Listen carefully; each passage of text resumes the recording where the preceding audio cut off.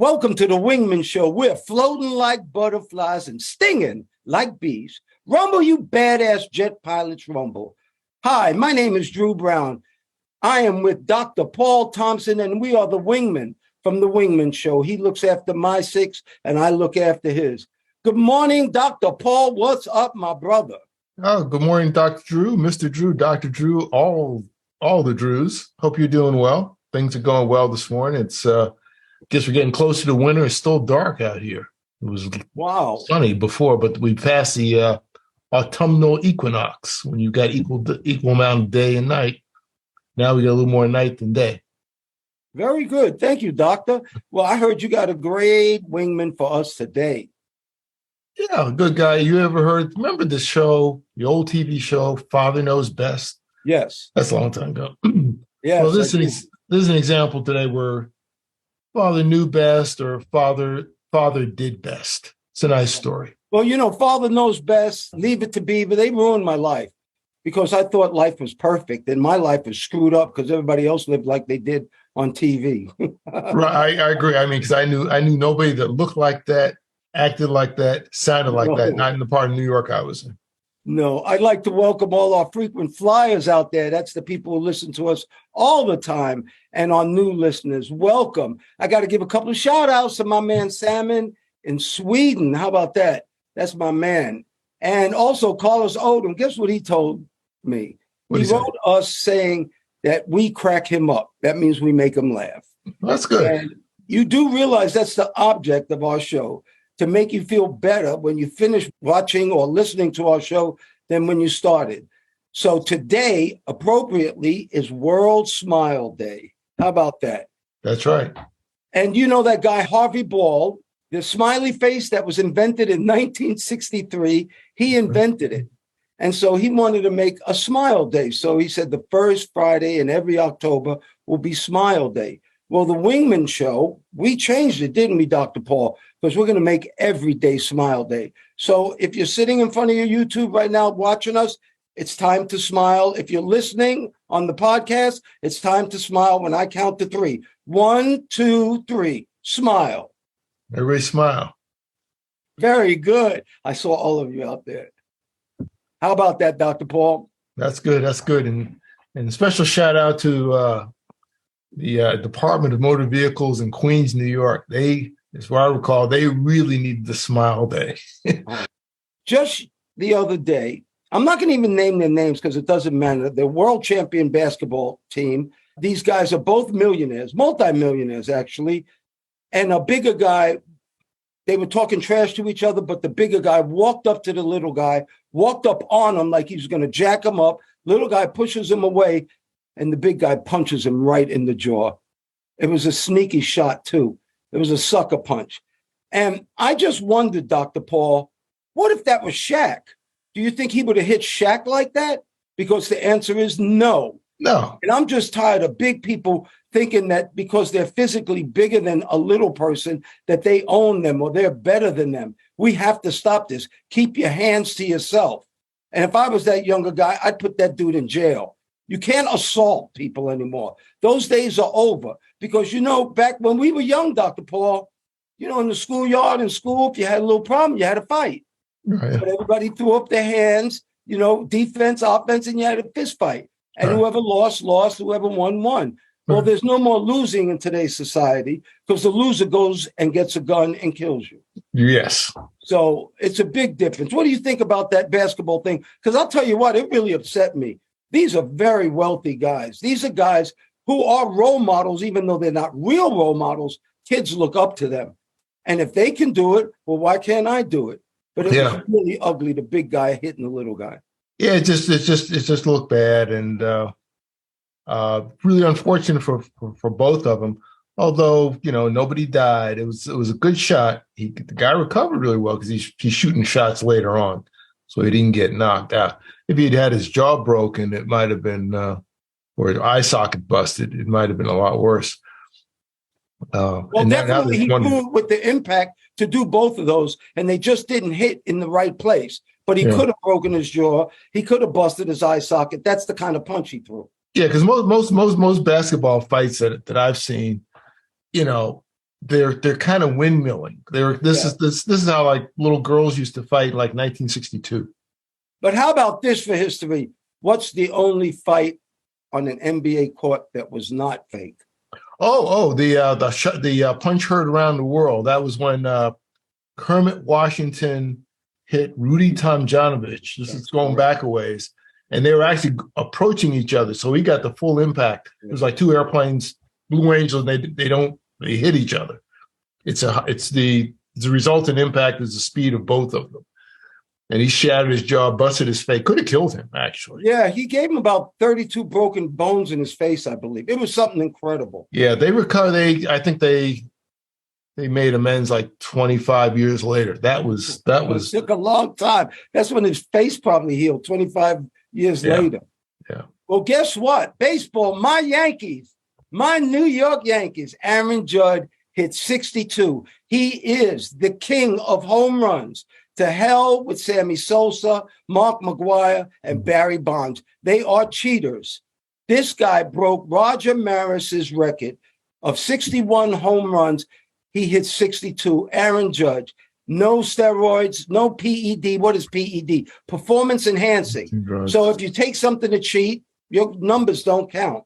What do you think about that? My New York Yankees. Yeah, I remember when Roger Maris broke that record. I mean, I was in elementary school, maybe just starting elementary school. I think I was 7 and you were maybe 9. Maybe. I remember having a baseball card. I used to trade baseball cards then. What is that? And I remember having a Roger Maris card. I didn't have too many, but I had Roger Maris, Mantle, because the Yankees were always big. That was a big deal.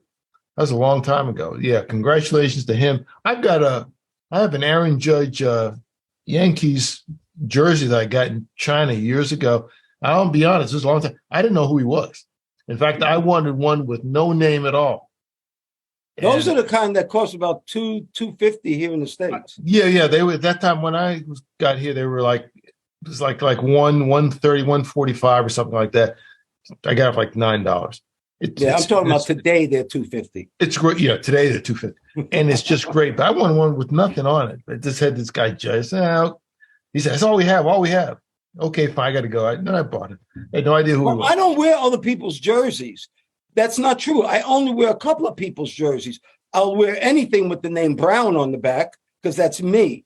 Okay. But I'll wear Mantle's jersey and I'll wear Jackie Robinson's jersey. Okay. That's the only two people that will. And Mantle, if you want to know the truth, a real Yankee uniform does not have a name on the back. So anytime you see Mantle on the back of a Yankees jersey, that's not official. Because Yankees don't put their names on the back of their jersey. Yeah, that's part of the reason I didn't want it, but I just bought it and okay, fine. Cool. Now you got the home run king. Yeah. And so we were talking about cheating in baseball, right, Dr. Paul? Yes. There's another cheating that went on. It's the worst cheating you can. It's fish cheating. These bass tournaments, these world, they win 30, 40, sometimes $100,000 on these fishing tournaments. Well, guess what? In Ohio, these two guys won the tournament for around 30 grand. And the people that lost it, came in second, third, and fourth, they looked at these guys' fish and they sure seemed smaller than the weight they showed on the scale. Well, one of the guys, after the weigh-in and after those guys won, one of the guys went and found these fish, sliced them open. Dr. Paul, they were putting fishing weights in the stomachs. They were making these fish swallow weights. So 4-pound fish were weighing 7 pounds. Now that's some cheating there. But, a fish tail, I caught a fish this big. Yeah. Well, you don't actually stretch the fish. You're just lying. But these guys actually won money and they could go to jail. And they've won other tournaments like that too. Give me your thing on that one, Dr. Paul. Well, that's interesting. I used to be big in fishing a long time ago, and I enjoyed it a lot. I don't think you said they made them eat the weight. I don't think they made them eat the weights. I think they shoved them in their mouths after they were dead. Right. Maybe. Okay. Yeah. That's humane. When they're dead, they shove them. Yeah. Right. Fish don't. They go for bait. They don't go for just hunks of metal. Unless you get some. You might get a codfish to do that. They'll kind of go after everything. Yeah, that's not right at all. That's big time cheating. It looks like, if they could be arrested, well, it's probably could have been, half beaten to death, depending on, who they're fishing with and who detects it. Yeah, I know some fishing tournaments they wouldn't have got out of. Yeah, they wouldn't have gotten out of there. We flew jets in Memphis, Tennessee. And down there, I bet you there's some fishing tournaments. Them guys, you might not have even heard the news. You might have heard two fishermen lost in Lake Sardis or something like that. Yeah, it'd be more serious than the basketball fight with multi-millionaires. That's correct. Yeah. Well, guess what the Wingmen show did? We talked about this. Remember when we talked about helmets, football helmets? Yes. And they had those honeycomb covers on it. And they were called, they reduced the impact by 20% if both people wear it. Well, we made fun because they made the NFL players wear it in practice. Like my man, Allen Iverson. Practice? Only in practice? Well, guess what? That quarterback from Miami just got concussed twice in like a week. Right. And if they had these helmets, it could have been a lot less serious. And it was really ugly to see this second concussion because his fingers got all stiff and he didn't move for like 7 minutes. Yeah. If they wore those helmets that we talked about, that they tried out, that they actually used, but they didn't look so cute in real games, they can save lives. I don't understand it, Doc. Well, I guess they're going to evaluate it. They're probably going to evaluate a lot more now. I don't know if is he up and walking yet? Yes, he wants to play now. Okay. So they're doing some serious protocol about not letting him play right away. Yeah, because he can get messed up forever. Yeah, they fired the neurosurgeon that said that he could go out and play again. Yeah.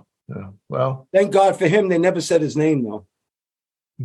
Yeah, he's probably working somewhere else. Those are good jobs to get if you're representing a team doing something like that. Oh yeah, that's really good. I know someone that did I don't really know. I met him one time. Did the back surgery on Scottie Pippen. He did something with the Bulls. He was some special surgeon with the Bulls. And those are good positions to have. Yeah, you get good notoriety from that. Little Drew down in Tampa worked with some of the Tampa Bay Buccaneers. Okay. Little Drew's a spine surgeon, and they get their backs hurt all the time. Yeah. Talking about medicine, Dr. Paul, I'd just like to give a shout out for our women listeners. I just found this out, and I think it's real important that they hear this. There's something called dense breast tissue. And that means that the yearly mammograms that these women take, if you have dense breast, they can't see the cancer if there is some there. And so the new technology is that they have to do an ultrasound. But any woman out there who can hear our voices, if you have mammograms, I'm sure your doctor will tell you if you have dense breast or not. It's important to know if you've got them or not, because it tends to be more prominent in women who are younger and slimmer. When you hear density, I'm thinking about someone's heavy-set obese. It's just the opposite. If they're normal weight or underweight, they're more likely to have dense breast. And the problem is that detection of cancer is more difficult and it may go undetected. But I think the radiologist or whoever does the mammogram examination should be able to determine that. Everything I know, first of all, I run it through the number one doctor in the world, and that's my son, because I know one doctor in the world loves me more than any other doctor in the world, so I listen to him. Right. But we don't give medical advice, but we do want to stay healthy. That's what this show's about, staying healthy, being happy, doing things like that. So how about this in the dictionary, when they put the word ironic, this story should be there. The Nobel Peace Prize was just given to Russia and Ukraine together. Two organizations together won the Peace Prize. And the next story after that, the president was talking about nuclear Armageddon between these two countries. This is the most ludicrous thing I ever heard. How do you win the Peace Prize? Two guys from the countries win this Peace Prize, and yet they're at war, really killing each other. The problem is it's called the Nobel Peace Prize. Yeah. Ironic. Yeah, this guy, he's in, I guess, Belarus. He did a lot for advocating democracy in the region, particularly in Ukraine. And apparently some of the Russians and the Ukrainians can get together and cooperate. And it's kind of ironic that they're giving a peace prize to someone who's chronicling a lot of abuses that Russia perpetrated. Yeah, you can't say Russia and peace. How about that one? Yeah. And they don't go together. What a mess. You know, whenever we learn something, I do want to talk about this because a lot of people say, well, I want to play the piano, I want to fly, or I want to play the violin, but it's hard. Well, everything that's good, that's worth something, is hard in the beginning. And one of the things we have to get used to is if you love it enough, you have to get over the uncomfortable. In other words, if you really like the violin, in the beginning, it's not going to sound so great. Like I play blues harp, and in the beginning, it didn't sound that great, but I kept at it. And so now I can play harmonica a little bit. But that's in flying. The first time I was in a damn airplane, I 100% said, I can't do this. There's no way. Matter of fact, we talked about it, Dr. Paul. I was in a T-28, and my very first flight, my FAM, it's called a familiarization flight, where you just kind of look around. He had an emergency over the field. He had to cut the engine off and glide to a landing.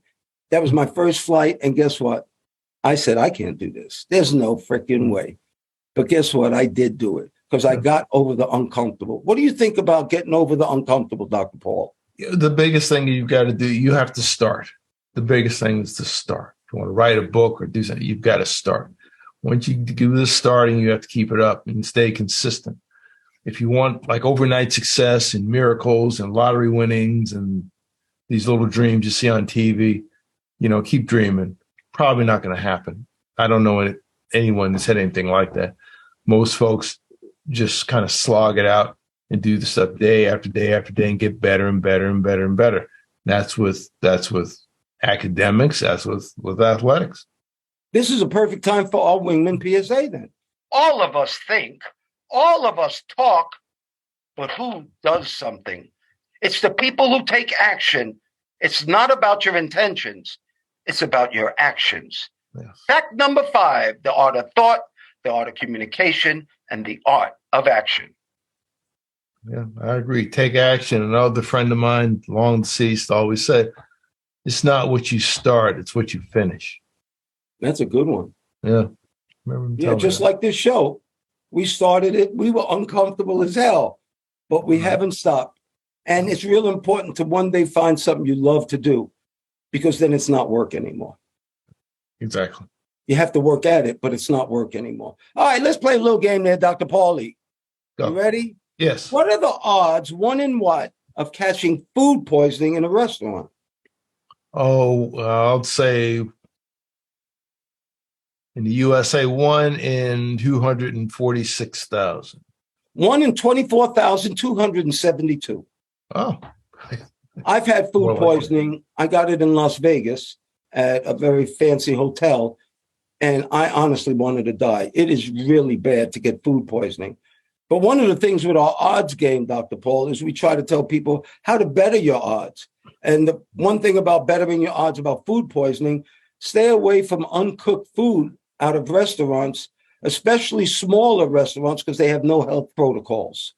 Right. You have some advice? Yeah, well, I do have that, and I've had a food poisoning. One time, one of my favorite hamburger places in Queens, it was weird. That was many decades ago. But the other 2 times were overseas, and it was basically, one was in a small little place in Cologne. Did you get food poisoning in India? No, I never had a problem in India ever, and I'll tell you why in a second. One time, there's a way to avoid that totally. One time was in Germany at a little sandwich place that I'd gone to, mom and pop, more like pop. And the other one was a super duper fancy place in Dubai. Wow. Last place you think. I got it, and the first officer got it. But the thing is, in India, a lot of folks got really sick in India. I mean, really sick. I never got sick in India. I never got sick in the Philippines. I never got sick in China. I would take a little prophylactic, some wormwood black walnut. I would take a couple of droppers of that, mix it with some water, and it made your system bulletproof. because What did you take? Say it again, because we're going to show this on YouTube. Yeah, you get it at a health food store, something called wormwood, WRMWOD, or black walnut in a dropper. Or Okay. sometimes you can get them in one bottle, wormwood black walnut mix. I like the mix. That's some good advice there. It worked. I've passed it on to people over the years because there is a number of times when we're overseas, groups of people, we're all eating the same stuff. And like everyone's sick except me. And they're sick for like a couple of days. I mean, nothing. I said, this works. This really works. Yeah, wormwood black walnut. That's my thing. I've got a couple of things here at the house that I might have used like 3 times in 20 years. That's okay. It works when you use it. Yeah, but if you do it before, if you do it afterwards, that takes a little while to work. If you do it before, you're okay. Sometimes people will take like acidophilus pills. That's not bad. That gives you a coating in your stomach too. Well, when I went to India, I got diarrhea like I've never had before. I don't think I had solid number 2s for 3 weeks on the ship. I've heard of that. I'm not kidding. It was horrible. Yeah. All right, one more odds game. One more. What are the odds of catching a baseball? We were talking about Aaron Judge, and I wonder how much that ball is going to be worth. But what are the odds of catching a baseball at a professional at a baseball game? Okay, that's going. I'm going to say it's my first answer, like maybe one in 122,609. 1 in 835. Really? How about that? Okay. And that's because, well, they also give hints how to get a ball. Number 1, go to batting practices. Before the game, they do batting practice. Number 2, sit in an area with the foul balls or home runs. Number 3, this is really cool. Wear the jerseys of the teams you want the balls from. So when they're in the field practicing before the game, you're wearing their jersey, especially an away team, and start calling these guys by their first name. And the last one, which I love, is they said if it's a Latin player, speak Spanish to them. Dámele bola, por favor. And they said that'll get you some balls. How about how close you got to be for them to hear you? Oh, you got to be right there on the railing. This is when they're working out, more or less, before the games. So anyway, that's our little odds right there. So let's talk about flying that we love to do. North Korea just sent over a missile over Japan, which they haven't done in a very long time, a ballistic missile, which caused some problems. And the reason I'm bringing that up is the U.S. and South Korea did war games the day after, and they started bombing this rock. And it brought me back to when you and I used to bomb Vieques, Puerto Rico, which is a small island off of Puerto Rico. And that's the one place where we could use live ordnance. Because Dr. Paul and I are both attack pilots. We flew jets that dropped bombs. So most of the bombs that we dropped were fake bombs, but they could show you if you were a good bomber. You could show if you hit the target or not. But when we got to go to Vieques, we used to drop 500,000 and 2,000-pound bombs on an island and watch them explode. And it was the bomb. Yeah. Literally the bomb. And the thing about Vieques was that, I think half the island was occupied. I thought it was nobody there. You just had to, put your bombs in a certain area. There's people living there. I had no idea. I had no idea.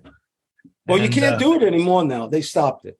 Oh, yeah. I think it closed in like 2003 or so. There were a lot of celebrities that joined the protest, the series of protests. I remember Al Sharpton was one of the major ones. Was he? Yeah. But let me ask you something. Did you enjoy bombing with live ordnance? Oh, it's great. That was great. We look forward to that. I was kind of like going to, like your parents say, hey, let's go to Carvel. Let's get some ice cream. Yeah, okay, yeah. It was that attitude. Who wants ice cream? Everyone wants ice cream. They're gone. Yeah, it was the same attitude. Now, did you ever shoot missiles? I shot one. Okay. Do you remember when they told you about watching the missile or rockets? Because we did rocket training. Mm-hmm. You're shooting them from the front of the jet, and you can watch them bad boys go all the way to the target. And a lot of people have died doing that. They get fixated on watching this rocket come off their jet, go into the target, and they forget to pull up. That has happened many a times. Yeah. That's pretty horrible. I mean, there are videos of that happening. Seems impossible, but it really can happen. But it depends on where you're launching it from, what altitude you're at. You know, Dr. Paul, bomb fragments, remember, no matter where we drop bombs, there was a certain altitude we had to be at, or we get blown up by our own bombs. Yeah. So, well, you could frag yourself. The components may come up and get sucked in your engine. That kind of screw you up. Yeah. No doubt about it. Well, Dr. Paul, we talked in the beginning of a show of a father knows best. And I am so much looking forward to you talking about our wingmen. Dr. Paul, let us know. Okay, Jim, this wingman, this comes from England. There was a gentleman named Jim Redmond that passed away a few days ago. For those of you who are a little bit older, you might remember the 92 Olympics. His son, a man named Derek Redmond, now retired, was a very famous sprinter, ran for England. He won the European Championships, like in 91. In the 92 Olympics, he had won the 400 meters in the semifinal, and he was racing in the quarterfinal, and he was doing really, really well. And in the last 25% of the race, he pulled a hamstring muscle. And he couldn't run. He was hobbling. Which any other runner would stop right there. Stop, yeah, but he kept It's the going. end of the race. He's like, I got one leg. He just kept hobbling. I mean, the race was over. He kept hobbling and hobbling. And by surprise, his father, Jim Redmond, bursts out onto the track. He pushes past the security people, gets on the track, and he runs out to his son, and he helps him run. And they finish. They go across the finish line. And the father is holding the son. Well, they're hobbling together to get him over at the finish line, just two people on there. And it became, it's like one of the classic moments of sports. In fact, Visa used that in a commercial like in 2008. But this was during the 92 Barcelona Olympics. And it was what I remembered for mainly was the USA Dream Team. That's what everybody was looking at, with Barkley and Jordan and that whole crew. So there are a lot of eyeballs on all the Olympics because you didn't know when one event was going to happen. So a lot of people saw that, but he was, he was a European champion. He's retired now. Quite an athlete. It's funny, and they said, he would never be able to run for England again. But he ended up playing like professional basketball over there.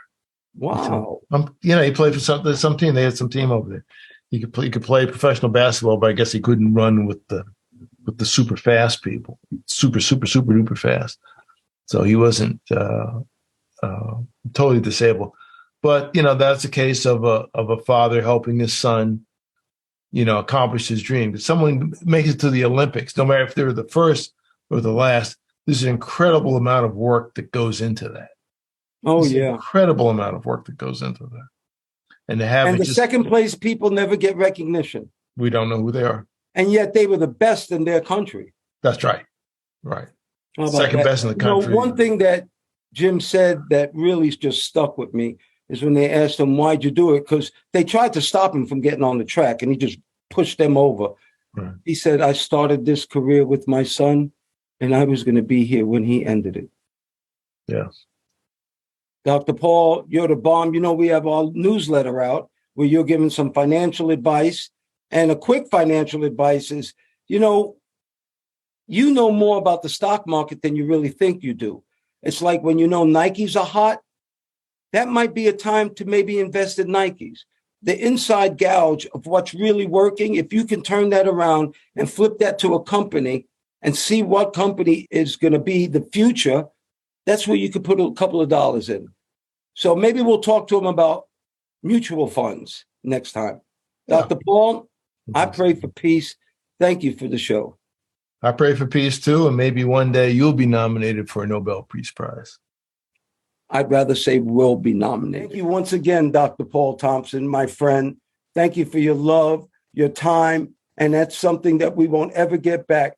I want to thank all the listeners too. Thank you so much for doing the show, Dr. Paul. We're jamming. Well, thank you, Mr. Drew, for inviting me on. Always good to talk to you. And ladies and gentlemen, please remember to like, share, and subscribe to this podcast or any of the podcasts. If you're looking at YouTube, they say smash the like button. Don't smash it. Just press it gently and refer to use as a link to all your friends. You can also look at us on our website, wingmenshow.com, WINGMEN show, SHOW.com, altogether, wingmenshow.com. And we hope to see you in the future. Thanks again, Mr. Drew. Oh, you're welcome. And we're still floating like butterflies and stinging like bees. Rumble, you badass jet pilots, rumble. May there be peace on earth and goodwill towards all men and women.